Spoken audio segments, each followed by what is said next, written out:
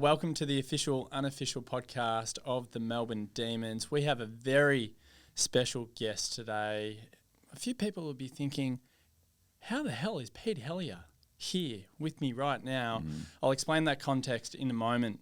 But Pete, welcome to a Melbourne podcast. Thank you, Adrian. It's a pleasure to be on a Melbourne podcast. I can't say I've ever listened to the show. Can't say I ever will listen to the show. But I know it's a big Melbourne podcast and the Melbourne fans love it, so it's good to be here. Thank you, Pete. That was very kind.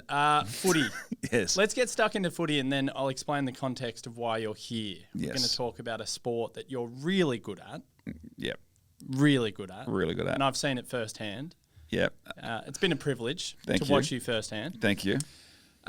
Footy. So, if I asked you this question 5-6 weeks ago, as a devout Collingwood fan, you would have given me an overwhelming positive reaction. But how are you feeling right now, knowing that Collingwood is starting to wobble a bit? It's all part of the journey, isn't it? Like I'm pretty zen. We're going into a game, a big game, obviously, against you guys on Friday night.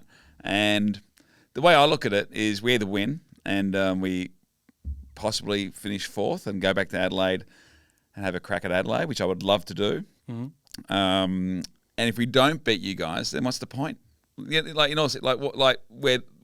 Whatever has happened. I'm not saying I will not go to the first week of finals, hoping we can do something, but that would probably be confirmation that the wheels have fallen off in some way. But I'm backing us in to win. It's not going to be easy.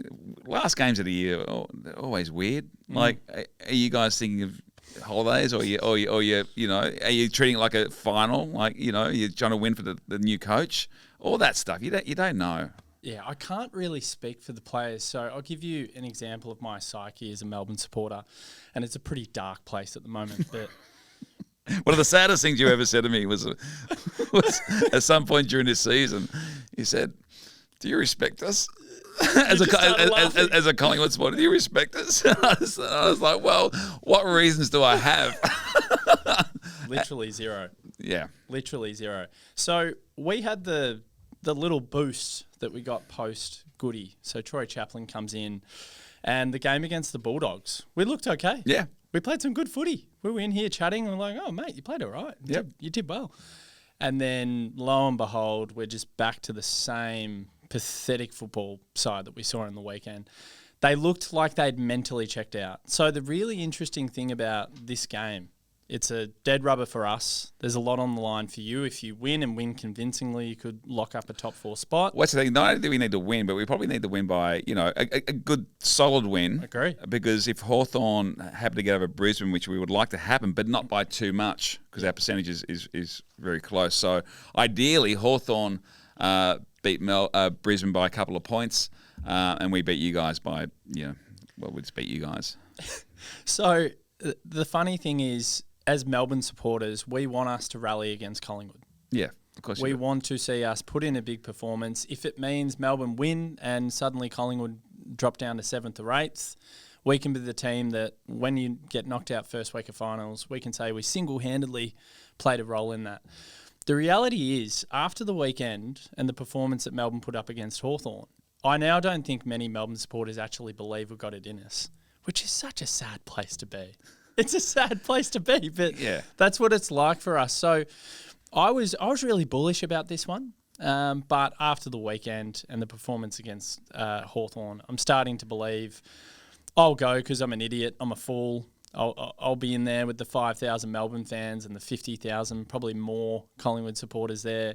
And it'll probably just end up being a very drab experience for us as supporters. So I'd love to be glass half full about this one, but the reality is you're playing for top 4 and Melbourne are playing for nothing. Well, yes, it doesn't mean Melbourne can't win it, and they might be able to muster the energy and enthusiasm for the contest. And I think early on it'll be that, at the very least, whether they can maintain it over the 4 quarters or not. But you would hope that, it's always dangerous because, and I don't know because I'm obviously we're not AFL footballers. When you talk about it'll be their grand final for the year, does that actually mean anything? Because it's not really their grand. Like it's round 24, and they've got their drink cards already loaded for that night. So Rising sun. They'll be there, the boys. There you go. You'll be there with some cameras. Absolutely not. No, my name's not Tom Morris. So anyway, I take offence to that. You're a good man. So we'll see. I mean, watching Melbourne this year, I mean, none of us could have predicted the season that you guys have had. You can see not only are the players, your top line players, and there's question marks over Oliver and Petrarca. Gawn is just one of the all-time greats, obviously, and is so solid. And is this respect coming? No, well, I can feel respect. Respect for Max Gawn, absolutely. No one else. But you weren't sure how Petrarca was going to respond to coming back from the injuries and where his head space was in regards to the club, Oliver. But you do have you can see where Melbourne is, why Melbourne should be a good team. Like, it's still there. Like, not just the players who were there for that premiership, which no team looked more like an empire. And I'm not telling you anything you don't know. Oh, we know. But then more so than Richmond ever did, I think. Oh, we know. Yeah. So, and so there's some players who were involved in that period, that premiership, that are still there and still part of the next, Cozzy, obviously. Yes. But then there's new players who are like, oh yeah, you guys have found players since then as well. I don't think you're far away. Do you think Buckley coaches next year? I hope so. I've said it consistently on this show. I hope he is the next coach of Melbourne. I think it's pretty clear to me. He's got unfinished business. I feel like he's grown up a lot since he's gone into the media. I think you're better off second time around with my experience in the coaching game. Like, how people say that? Oh, they'll be better off second time around. Like, we all just believe that that's a thing.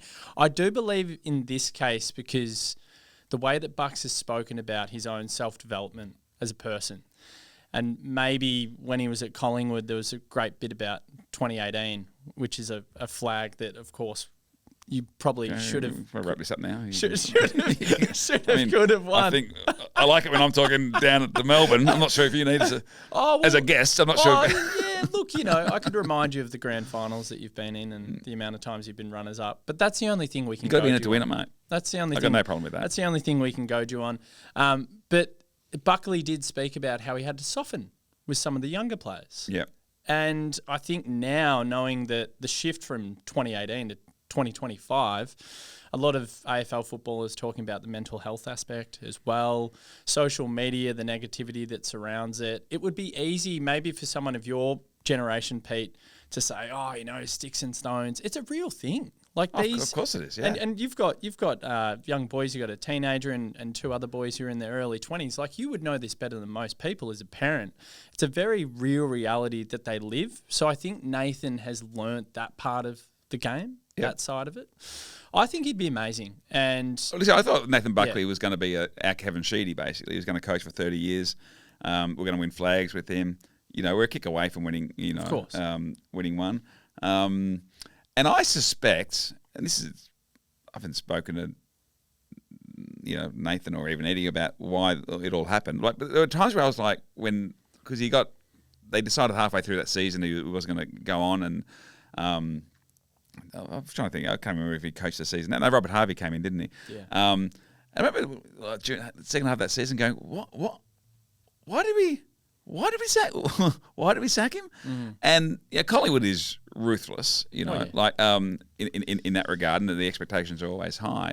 I suspect what happened was that it was during that COVID, years and the bubble, and Nathan was going through the personal stuff, the separation and all of that, and just really hard time to go through that and try to navigate that whilst trying to lead young men, and coach a football team.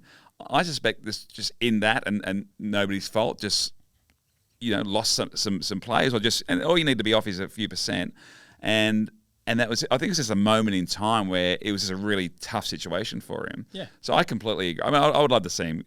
When he left, I was like, I don't want him to see him coach another club. Like, seeing him in another polo is going to be too weird. But now, if he wants to coach, I will allow it. I think I'd actually like to see him, because I think he's great in the media and it's great to listen to his thoughts. But I think you need good people in football, and I think I think he'd be an outstanding choice. We've got Pete Hellier's seal of approval there. Bucks. There it is. There you go. Yeah. It's there for you if you want it. With that said, I'm pretty happy with Craig McRae, I've got to say. Of course. I want to just talk about your love of footy. Yep. So you're a nuffy. You're a self-proclaimed nuffy like myself. I'm wearing a Cozzy t-shirt. I'm 36 years old. Get a fucking grip. But God, we love him. He's what we've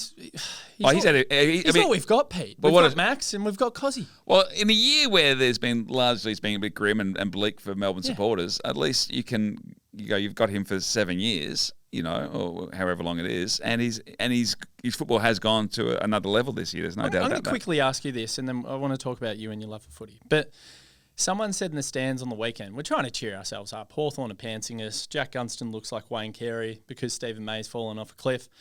And someone said, you know what? If someone had offered you Cozzy Pickett for another 7 or 8 years, locked in, and Simon Goodwin, who had lost a lot of trust with his supporters, he parts ways with the club. If someone had offered you that, would you have taken it over sneaking into finals, playing a final, potentially going out first week? What would you take? I think it was pretty obvious for us which pathway we wanted.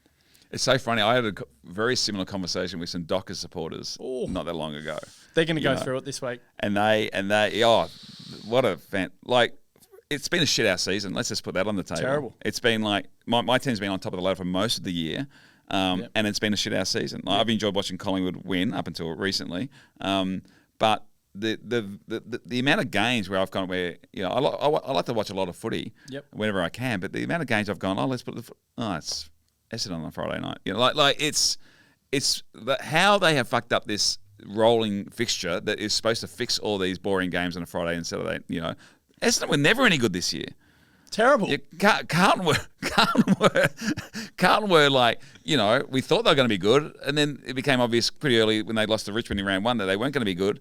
So it's like how that wasn't adjusted into this rolling fixture was incredible. So the amount of football, I'm going to watch less football this year than most years. But with that said, I think this weekend games, this is where finals start early. I mean, the Bulldogs Fremantle game is an elimination final. I can't wait.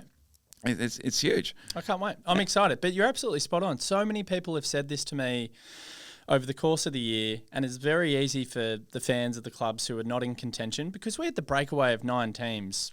I've never seen it where it's been split in two. It's like there's 2 conferences. Yeah. There's shit teams and there's 9 good teams. There's 9 really good teams. I can imagine any of those teams winning the premiership, and there's going to be one really unlucky team. AFL would have been filthy once the breakaway had happened, and it's made it a really tough watch. I'm the same as you. I think there are a few rules you've got to get rid of. The stand rule, the protected zone rule. There's a lot of rules that if they just took them out tomorrow, the game would be a better product. So hopefully that happens because otherwise I fear that people like myself, that when I get into my 50s, I'm like, I don't know if I can be bothered with this anymore. Like that's where I think I'm going with it. The standing rule, we had these really harsh penalties for... and sometimes you can see why it is, but a lot of the time you don't know. No, that's what the umpire should be thinking. Where he's standing, has it influenced his play? Has he impeded a choice that the player who's got the ball could have made? Then fine, 50. But not these little ticky touch with little things. The blatant throws, like what about? And also, those why ones on the weekend? It's so harsh to the deliberate. I don't mind where deliberate's kind of gone.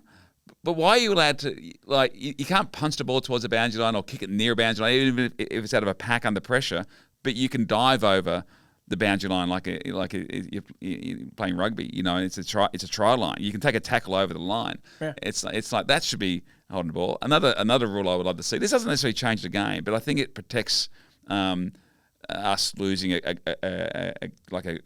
classic finish. When, like the NBA, when they bounce the ball in the middle, bounce or throw it up, whatever they're doing, the clock doesn't start until there's hands on the ball. Yep. Okay, so just say that Geelong Collingwood game where Jack Crisp, in what was so close to a fairy tale finish, takes the mark. We have 8 seconds to get that ball out. Still Sidebottom gets it. He takes the mark. He goes back, misses the goal after the siren. Okay, if the umpire fucks up that bounce, we don't even get that chance to have that fairy tale finish. True. So when you've got 12 seconds, it's a possibility that you can get that quick kick out. But if that umpire fucks up the bounce, the dream's over. Or you could be like Melbourne and just fuck up your 666. Fuck up your 666. I mean, they should also, get rid of the warnings for the 666. But don't just think the problem with the 666. We spoke about it on our show. They only tell the captain. Yeah. Right. Yeah. Or the ruckman. Sorry. So Max was the only one, just because he is captain. Coincidental. Max was the only one that had remembered, but then it was all too late. Yeah. So the message isn't being communicated to everyone else. And you can't imagine that in a huddle, everyone at 3/4 time huddle is like, oh, remember, we're on a 666. Yeah, there should be like a lad. They should signal. There should be like a lad, like almost like a siren, like It's just a voice. 666. But Demons. Everything is just farcical, Pete. Like everything is farcical. The tribunal system's a joke. Ollie Wines is getting rubbed out for a bump. That seemed weird. I've only just kind of briefly seen that, but it seemed very weird to me. Everything is weird. Even the I thought the Rory Laird one was a bit weird. Again, Yeah, a very brief look at it. Yeah, there's a myriad of problems with the game. I just hope that they rectify them. It's funny because as supporters we can see them, but nothing seems to ever change. So clearly for everyone listening and watching, Pete loves his footy. Your love of Collingwood, the outlet that it is, and going to the footy, and talk about your kids as well. Are they ingrained? Are they as nuffy as Pete Helliar? Talk about what footy means to you in this town. Thankfully, I had 3 kids who came out as Collingwood supporters. That was handy. So football, I've spoken about this before. Like football for me is very family related. Like my dad barracked for Collingwood, and Mum was a very soft Essendon fan who quickly became a Collingwood fan, and because she didn't. That's not hard. Yeah, good choice. It's the same with my wife, Essendon. Now, she's Melbourne. So it hasn't really changed in terms of despair. So it's pretty much the same. It's on par. Yeah. So every week I go, well, when I can, I tour a lot, so often I'm away, but I always either try to watch the game or try not to know the result and watch it. Although I'm getting impatient for that. You know, I found I was watching games and fast forwarding through the game to get to the result where I could just find out the result and either enjoy the game or not watch it, whatever. True. So, but most weeks I go with my dad, my brother, my sister, my 3 sons if they're available or not working, and my nephew, and so I get to see them each week, and we're doing that for years. I just love it because it's what we speak about the most, I think. Yeah. It's also like in Australia, it's if I'm at a party, it's the easiest thing to talk to somebody about. Yeah. I love talking about it, and I do take an interest in other clubs. I don't have clubs that I particularly hate. I just say there's Collingwood and there's everybody else, and I hate them all kind of equally, but I don't even really hate them. You don't hate Carlton? No, actually, weirdly, I don't. My best mate's Carlton. I know got a lot of mates who are Carlton. I've seen them go through stuff where it's almost you feel sorry for them. So it goes past. He goes into pity. He goes into pity. It's pity. I don't want him to be. I don't really want him to win a premiership anytime soon. I certainly want to get past Essendon and Carlton. Geelong. Geelong. I got a lot of respect for Geelong. There's a bit of hate there. They're probably the one team in the 9 here that I would not like them to win the premiership because it's like, really, Geelong? Yeah. How do they keep doing it? But it's a bit of frustration. It's a little bit of envy maybe of like, how do they keep doing it? Sure. How do they keep kind of reinventing and not, going out of the bottom? Even though Collingwood's done pretty well at doing that, but not as well as Geelong. I love it. That Collingwood always give a good account of themselves. They rarely do you leave going, geez, they didn't try today. That's why the Hawthorn game was weird. Unlike you. Yeah, it was like it was like I being remember a Melbourne supporter. I didn't want to say that. I was saying it's like being an Essendon supporter or a Carlton supporter like recently or a North supporter, like having these these thrashings. Yeah. And we just kind of go, we're not even in this game. It's a weird feeling, isn't it? It is. And it only happens, Collingwood supporters maybe once every 3 years or so. You just have this weird kind of performance. So it was weird and it was unnerving. I didn't like it. It was disorientating. Imagine feeling that for years. I know. And that's why I always say, like, with comedians, sometimes I have more respect for the guys who, when I was starting out, were clearly a bit shit and or still learning or weren't getting the laughs, who came back and did gigs, and it's like, how are you doing that? Like, I got to a pretty good start with comedy, so I kind of felt like I had good encouragement early on from audiences. My first gig was good, my second gig was even better, my third gig was a bit shit, but I had a bit of a sample size of, okay, I can do this. But yeah, I saw comedians come back and just like hitting their heads against a wall trying to get laughs and just dying, and they keep coming back. And I think that's people's worst nightmare. Like as an outsider, that is a nightmare. Yeah, well, these guys sometimes demoralising. But these guys will keep coming back, and I think that's what some supporters of clubs are like, where they just, you know, it's funny when over summer you can't wait for footy to come back. You cannot wait. You're so excited by it, and then you get to round one, and if you get beaten and maybe beaten badly in round one, you think, "What the fuck am I doing for my life? Like, what? This is what I was waiting for." That was me on the weekend. That was me on the weekend. So I had an argument with two of my best friends. So shout out to Richie and Rollo, and we're all absolute Melbourne nuffies, and I was berating them in our text thread. Just saying, you should be at the game today. There was no excuses. One was like, nah, I'm going down to Flinders to the beach house. The quintessential Melbourne fans. And then the other one was like, just don't have it in me. And I was like, oh, come on. Off the back of the performance against the Doggies, we go in to watch the young kids, the growth. They're like, nah, they don't deserve our time, blah, blah, blah. And I was writing things in there like, oh, remember this. I'll hold this over you when we're 6-2 with Bucks next year and we're flying and you didn't want to rock up to these games. And then it got halfway through the first quarter and I texted them and I was like, you're fucking right. Like, why am I here? Like, why am I here? Melbourne was showing no effort. Yeah. And you'd start to really assess your decisions. Yep. I had so many better things I could have done. And I ended up seeing my brother. I don't get to go to the footy with him often. So we had a wonderful time. We had a few beers and it was awesome. So there was something to go for. But we were saying the same thing to each other. We were just going, why the fuck are we here? Like, why? So that gives you a sense of what it's like to walk in the shoes of a Melbourne fan. Because sometimes you do sit there going, God, I'm just a sucker for punishment. Yeah. Like, I really am. Yeah. We all are. But to your point, the respect is how resilient are these people that just keep coming back. Yeah. That's why the North fans are the ones my heart goes out to. Oh, they keep rocking up. They've been as disappointing as anyone this year. Like, I mean, expectations were higher around Melbourne and Carlton, obviously. And Richmond, we all know what Richmond are doing. And I think there's, like, if I was a Richmond fan, I think you've had a great year. But North, I thought they might be a sneaky chance for the 8 this year, to be honest. I thought that the improvement might have come this year. But no, they're still a while away. They are. But you can see, you can see where they can be good and where they might be good. Yes. It's going to take a while. Sheasel 54-2. My God, that's incredible. My son traded him out as his captain in the fantasy. Silly. Yeah. So yes, you love footy. It's obvious to everyone watching and listening. Our relationship started, I think, 3.5 years ago, where I was working at a commercial network, ARN. You're doing your film podcast out of there. You ain't seen nothing yet? Yes, a great film podcast. So for any of the film buffs out there, please get on there, have a listen. The way our relationship started was through footy. Yeah. It was instant. It was the conversation starter. It was me knowing you're a big Collingwood fan. It was me introducing myself as a Melbourne supporter, and that was it. And that's the beauty of living in this town and being ingrained in this town. It is a genuine conversation starter. You'll be at a park, walking the dog. Someone's got Hawthorn paraphernalia on. You ask them a question about Hawthorn. So that's what I love about living in this town. Now, the thing that I wouldn't say you're loving it, because it's certainly a challenge, is golf. So we're working on a golf show together at the moment that we released, I think, to this very day.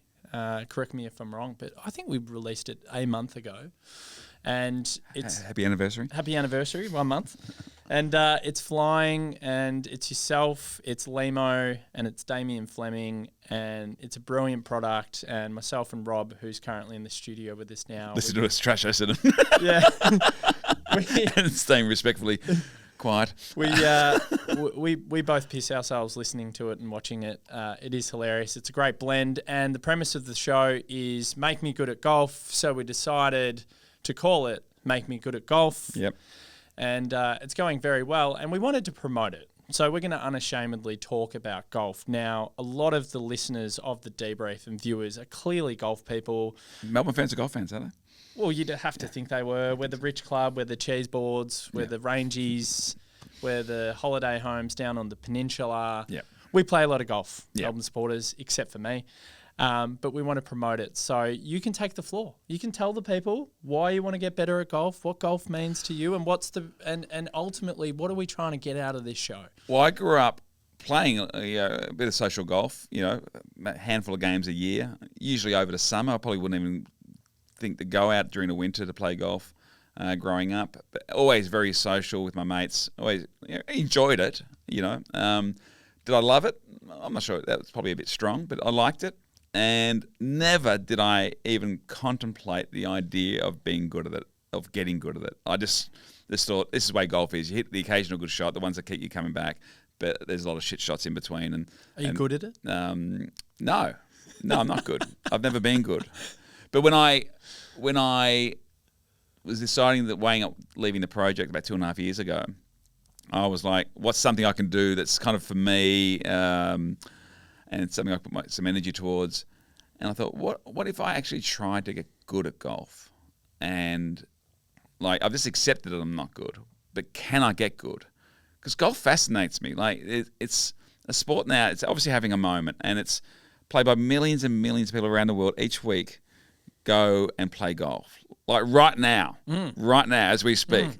I'm not sure if you ever do this in various things, but right now there are people playing. There's probably 1 million people playing golf right now. 1 million, you reckon? No, more. More. We asked a different question before, but we won't explain. What was that question? That's Rob. Rob was getting some very tricky areas with this. He was being a 13-year-old. I think everyone knows what we're alluding to. So, there are millions of people playing golf, and I would say only 3 or 4% of them are good.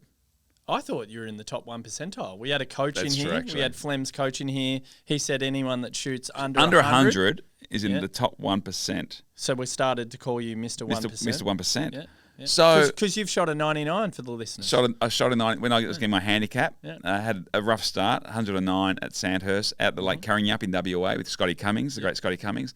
Had 114. I heard it was 117, but then it wasn't. No, they sorry. keep trying to give me extra shots. Yeah. I don't need it. I don't need any extra shots. I'll do that by myself. And then I a great comeback actually, and this is what you'll be helping the D's do this week. I had a 99 out of Sandhurst on a championship course. Yeah. So that my handed in my 3 cards, got my first handicap ever. Yep. At 25, I was 25.3.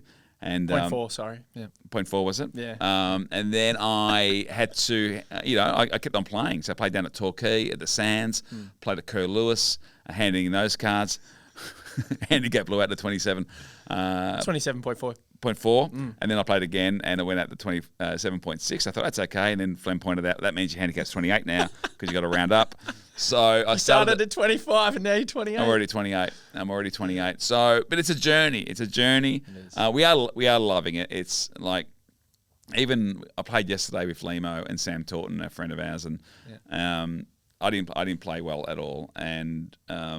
Neither did Lemo. No, Lemo played worse. Just preface that as well. He played worse. I actually scored more Stableford points.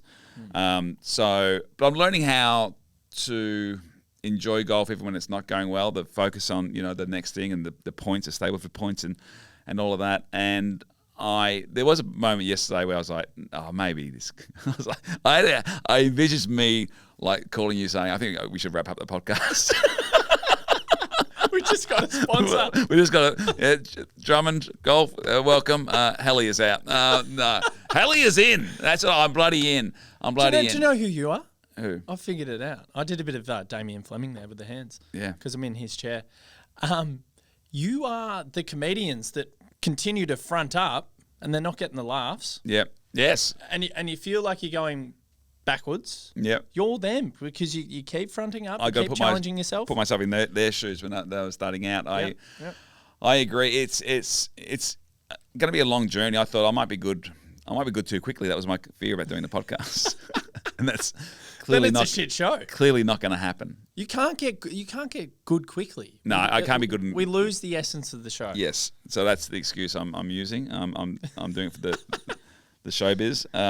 But no, it's going to be a longer journey that I think. We're going to have coaches on. Yep. We're going to have players, mates who, celebrity mates who play. Big names. Punters as well.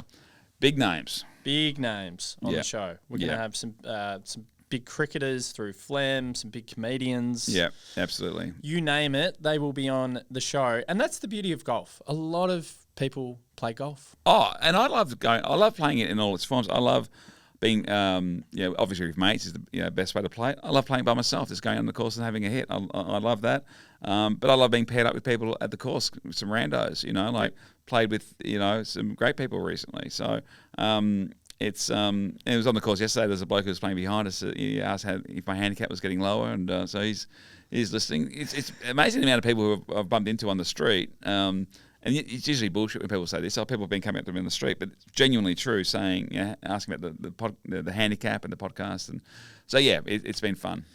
It's the first time a lot of my mates, my close mates, have given a shit about what I do. Really? Oh, yeah. First time. So they're like, fuck, I don't want to listen to your Melbourne podcast. Oh, if they're not enough. Melbourne people. Yeah, fair enough. We had a soccer show back in the day, and they went, I don't like soccer. I don't have many friends that actually care and are religious about soccer. Yeah. So it is the first time I've seen my friendship group with such acclaim get around the golf show. So I think that says everything you need to know about it. So just a really quick plug, and then we're going to do a bit of a prediction of Friday night, and then we're going to wrap. Yep. So if you want to listen to Make Me Good at Golf, it's the same premise as the DeeBrief. It's on YouTube. It's on Spotify. It's on Apple. It's on the socials. Go give it a follow. Get around the journey. It's what I'm obsessed with at the moment. To be completely frank with you, Pete, I've enjoyed doing the DeeBrief. I've always loved doing the DeeBrief. We're in our 10th year next year of the show, which is quite remarkable to think. That's massive. Congratulations on it, sincerely. No, I appreciate that. And I can I also point out that the respect I have for you, because I've had the keys to the kingdom. I've had the keys to the Melbourne DeeBrief TikTok account. And I because as we set up the Make Me Good at Golf, and I was tempted to throw in a little, like maybe a Braden Maynard video. Oh, no. Whoa. I do actually have a Braden Maynard t-shirt, and it's so funny after that happened with the Brayshaw stuff. I had to wear it. Whenever I was wearing it, I was always going around going, this isn't like a political stance or anything. This is just, I've had this t-shirt for years, by the way. So Pete, there's two words that are cancelled on our show. Did I say both of them? Braden and Maynard? Yes. Yep. So we don't have a Maynard on our list, and we don't have a Braden on our list. So those two words are outlawed. We don't. Are you going to beep it? I don't know. I just feel like everyone will drop off. I feel like 99% of people from that point onwards won't listen to the rest of it now. So we may as well not give our predictions. We may as well walk off the set, and I think we're done. I think our time is done here. Hang on. We've just gone over 30 minutes. All you needed to do is just last another 3 minutes, Pete. Yep. You should be ashamed of yourself. You should be ashamed of yourself. I was just pointing out the evil I could have actually put out into the world by, messing with the DeeBrief audience. You're not an evil man, though. No, I'm not. That's why I didn't do it. But I'm just pointing you what I could have done. Okay. And I do have a Braden Maynard t-shirt. I do love Brett. He's our player. I do love him. I think if he came to your club, you would love him as well. But yeah, it was an unfortunate situation. It was, and I've said my piece on it consistently. I'm sure you have. We'll never see eye to eye, and that's absolutely fine. Okay, I'm going to compose myself again after those two words. You only had to last 3 minutes, that's all, but that's okay. Predictions for this week. But yes, Make Me Good at Golf. Get on there. I'll give it another plug again because that's what we do. It was like you on the project, promoting it a couple of weeks ago. No, that was on the cheap seats. Sorry, the cheap seats. Fucking hell, that was funny. I reckon I was watching it with my wife, and she was sitting there, and every single plug, she was like, he's done it again. It was about 8 plugs in a 5-minute segment or even less. So this week, look, heart and head, God, I mean, even my heart says we probably can't win, which is just a sad, state of affairs as a Melbourne supporter. I would love to see us rally because we owe Collingwood for 2017. You had a VFL side out there. Melbourne just had to win that game to play finals, and we shat the bed. And it was a horrible experience being there at the footy that day. It was terrible. It was awful. And then we had to wait a whole day because West Coast and Adelaide played on the Sunday night. And Adelaide were home and hosed in top spot. So it didn't matter to them. And West Coast had to beat them by a certain margin. They had the ladder the snakes and ladders. One moment they were in 8th, one moment they were in Yeah. 9th. Horrible experience. I went to a nightclub that night. I cried in a nightclub when we didn't make finals. Which nightclub? Glamorama on Fitzroy Street. Makes it worse knowing the name of it. Yeah, so I've crying at Glamorama. I cried in a nightclub. People were like, oh, he's Not good. What's going on with him? His missus has broken up with him. No, his football side didn't make finals. They got knocked out. And it was hard for us because we hadn't played finals in 11 years. Was it sobbing or was it just tears? Genuine cry. I'd had heaps of grog, so just need to preface that. So I was a bit full. And obviously I took it to heart. But I've grown up since then. I've had children. I can't imagine myself doing that now. No, the D's go down this week. You're not going to Glamorama and crying in the corner. No, I just want us to pull the plug on this season. I've been saying that for months. Yeah. We're over it. We're sick of it. I think Collingwood go and get the job done by about. You're out of. I mean, you showed some form on the weekend, but against a team you've had the wood over, I must add. No, I think you win by 4 goals. I've got us around the same margin. Yeah.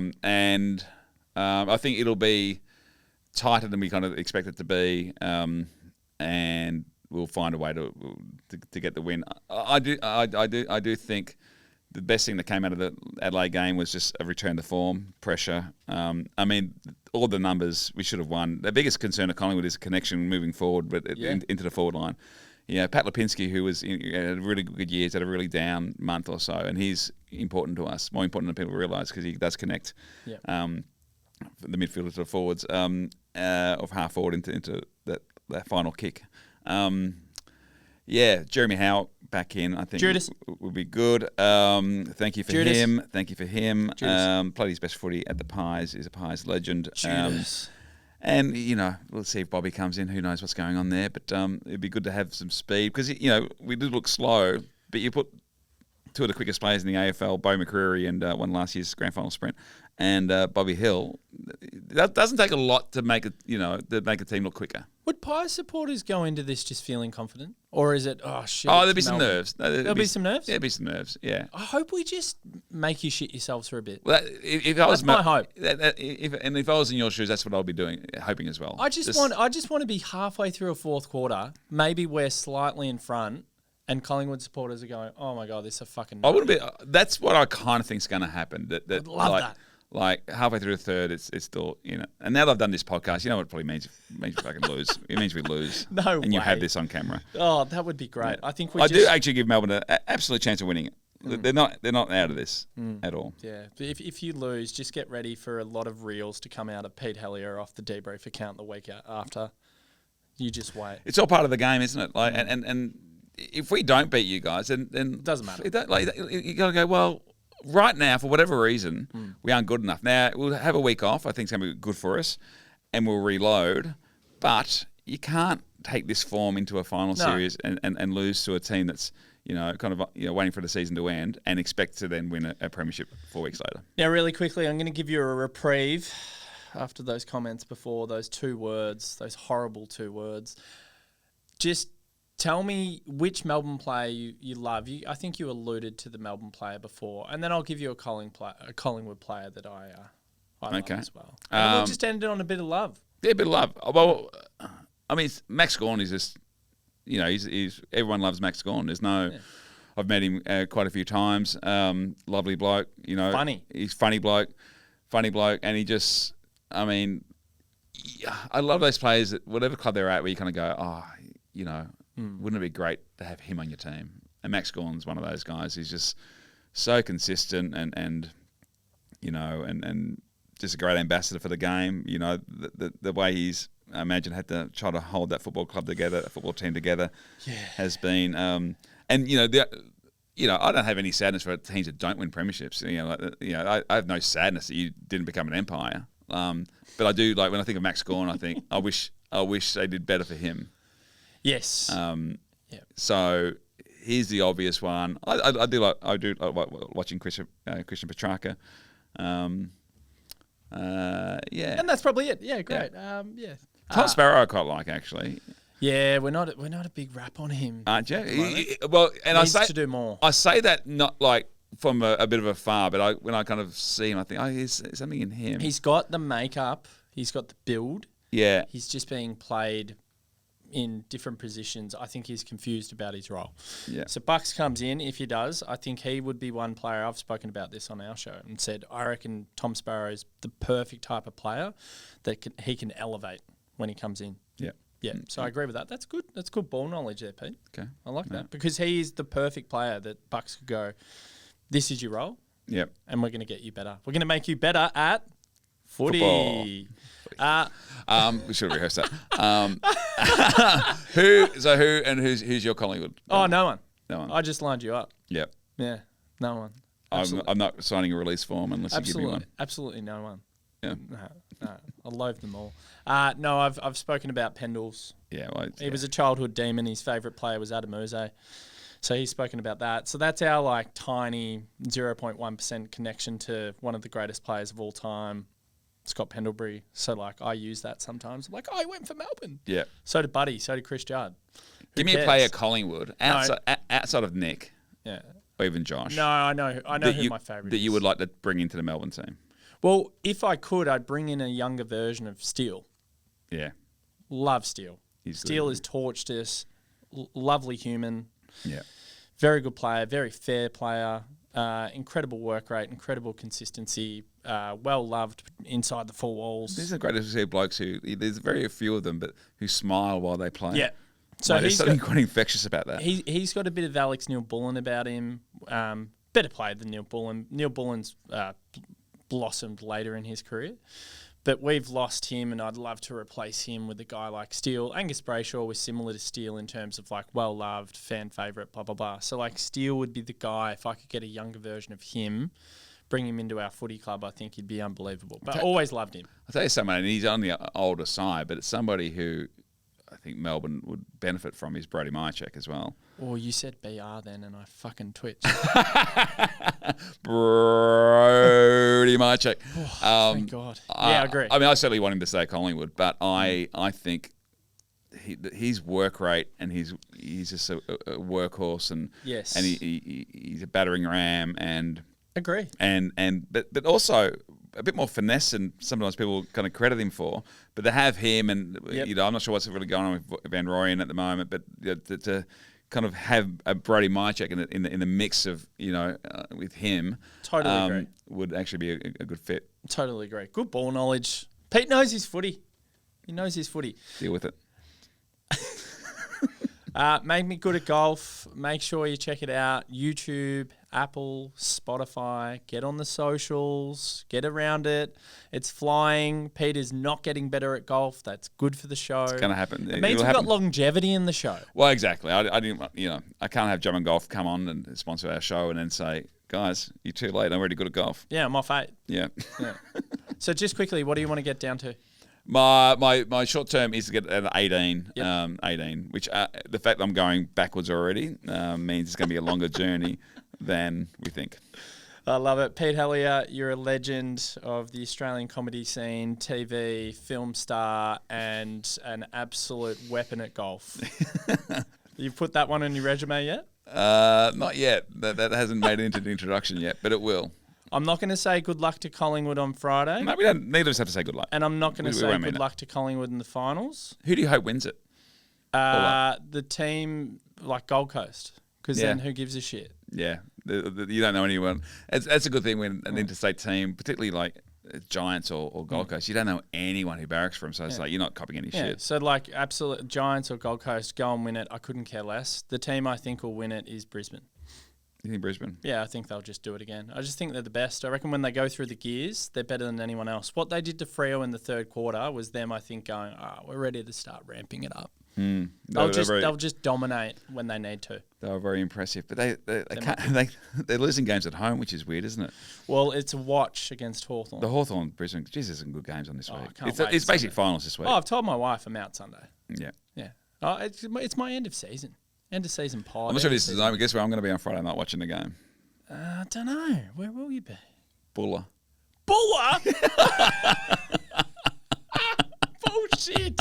Seriously. You'll be at Buller. I've got a gig on Saturday night at Buller with Tommy Gleeson, so we're going up on Friday, so I'll be watching from Buller. I'm so glad we ran late just to get that little gold nugget in. Pete Helliar, the devout Collingwood supporter on a Melbourne podcast, will be at Mount Buller on Friday night watching Melbourne versus Collingwood. Thank you. We'll leave it there.